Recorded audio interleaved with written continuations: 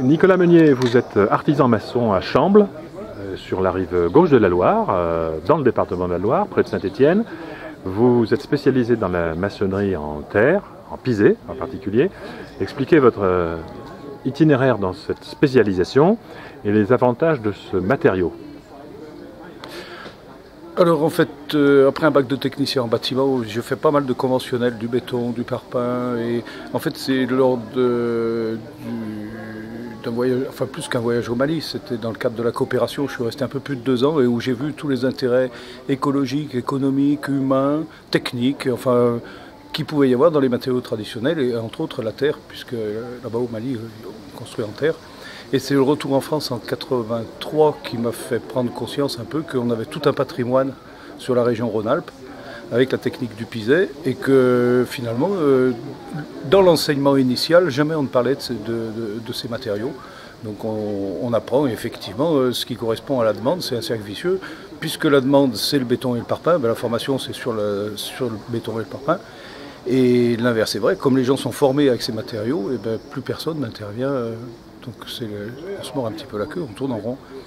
Et c'est en 88 que je me suis mis à mon compte pour proposer effectivement de la construction en terre. J'ai fait ma première maison en pisé en 88, en banlieue de Saint-Étienne, à Sorbier. Ma demande, elle est surtout sur la restauration, parce qu'on a 80% du patrimoine sur Rhône-Alpes qui est en pisé, et que ce savoir-faire, eh ben, malheureusement, a disparu.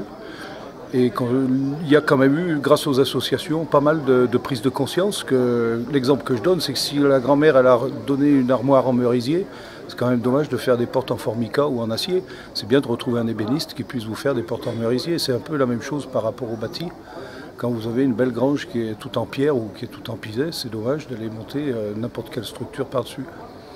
Donc, ben c'est ça, c'est qu'il y a quand même énormément de travail en restauration. Et puis j'ai une demande régulière sur la région Rhône-Alpes de 1 ou 2 maisons neuves par an, des gens qui ont déjà profité du confort du pisé. L'intérêt du pisé, c'est de procéder par inertie. On a des murs qui font 50 cm d'épaisseur, donc ça nous protège du froid l'hiver, ça nous protège du chaud l'été. On a des migrations de vapeur d'eau qui nous rafraîchissent la maison l'été. Bon, tous ces phénomènes d'hygrothermie ne sont pas complètement maîtrisés par les scientifiques. Hein. La recherche continue. On va avoir des résultats par le LTPE dans 3-4 ans. Mais quand on voit sur le bâti existant, avec des menuiseries correctes, des toitures bien isolées, on a des maisons qui sont très confortables, qui sont appréciées pour leur faible consommation énergétique. L'un des gros intérêts, que je vous parle d'énergie, c'est qu'il nous faut très peu d'énergie pour la mise en œuvre. C'est-à-dire qu'au mètre carré de mur, je suis aux environs de 5 litres de gasoil pour extraire la terre, transporter la terre, compacter la terre. Le cycle complet de mise en œuvre. Voilà. Avec 5 litres de gasoil, vous faites votre mètre carré de mur. Il n'y a aucun autre matériau qui soit aussi faiblement énergétique. On a ou du transport, ou de la cuisson, ou de la fabrication de liants. Donc effectivement, à notre époque, là, depuis le Grenelle de l'environnement, il y a un nouveau regard qui se porte sur ces matériaux conventionnels, enfin traditionnels. D'accord, alors est-ce que de la bonne terre, on en trouve facilement? Ou est-ce qu'il y a quand même terre et terre? Ben, bien sûr, on a des milliers, peut-être plus de variétés de terre. Ce qu'on retrouve chaque fois, c'est de la présence d'argile. C'est l'argile qui fait le liant. Alors, ou des limons, ou des sables, ou des graviers, ou quelquefois on trouve un petit peu de tout. En Isère, on peut trouver que des cailloux avec de l'argile, on fait des très bons pisés. Dans la Bresse où nous sommes aujourd'hui, on trouve pratiquement un petit caillou, gros comme un petit pois par brouette de terre, pour dire qu'il y a plein de variétés de terre pour faire du bon pisé. Mais il n'en faut pas trop. De l'argile?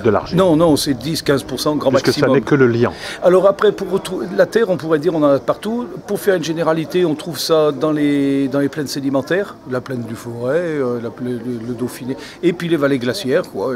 Donc tout ce qui nous vient des Alpes, où les roches se sont décomposées pour faire des argiles et rouler avec les fleuves, se décomposer. Et ici même, ou avec les glaciers. Voilà, tout à fait. Comme donc ici, au bord de la Saône. On décape la terre végétale, et la terre qui est dessous, bien souvent, est bonne. Alors après, c'est là où on va rentrer, et puis c'est la partie moi qui m'intéresse bien dans ce métier, c'est de s'appuyer sur son savoir-faire, c'est-à-dire qu'effectivement, la première réalisation,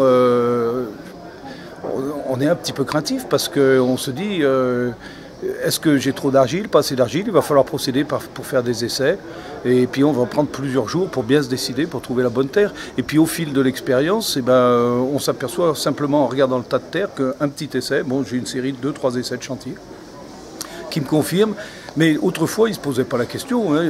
On prenait la terre dans le terrain de chez Marie-Thérèse et puis on savait qu'on faisait des bons murs. Et puis si on était dans l'autre endroit, on prenait chez Marius. Et puis, c'est très empirique. Voilà. Et puis les maçons connaissaient une ou deux terres et ils savaient que telle terre était très sensible aux variations de teneur en eau, que telle autre terre serait plus fragile au moment du décoffrage.